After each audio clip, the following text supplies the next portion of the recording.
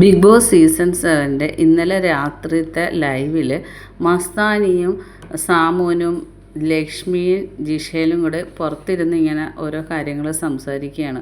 അപ്പോൾ സാമോൻ മസ്താനിയോട് പറയാണ്, നിന്നെ കണ്ടാൽ മനസ്സിലാവും നീ ഒരു തമ്മിൽ അടിപിടിപ്പിക്കുന്ന ഒരാളാണെന്ന്. അപ്പം മസ്താനി പറഞ്ഞ്, നീ എനിക്കൊരു ഉപകാരം ചെയ്യണം, നീ മറ്റേ അപ്പാനി ശരത്തിനോടും ഷാനവാസിനോടും ചെന്ന് പറയണം, ഇവൾ കൂടുതൽ ഇതാവാൻ വരുമ്പോൾ നിങ്ങൾ നല്ല അടി അവളെ കൊടുക്കണം. അപ്പം നിങ്ങൾക്ക് പുറത്തിറങ്ങിയാൽ നിങ്ങൾ ഹീറോ ആവും.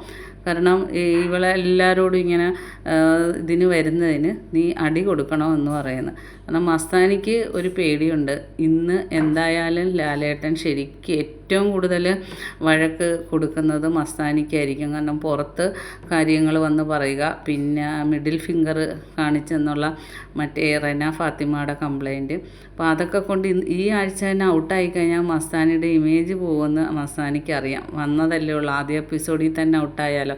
അപ്പോൾ ആ ഒരു പേടിയൊക്കെ മസ്താനിക്കുണ്ട്. അപ്പോൾ ഈ ശരത്തിൻ്റെന്നും ആരുടെയെങ്കിലും കയ്യിൽ നിന്ന് അടി കിട്ടിക്കഴിഞ്ഞാൽ ലാലേട്ടൻ്റെ ഈ വഴക്ക് കുറയുമെന്ന് മസ്താനിക്കറിയാം. അതിനാണ് സാമോനെ രാത്രി ഒരുപാട് പ്രാവശ്യം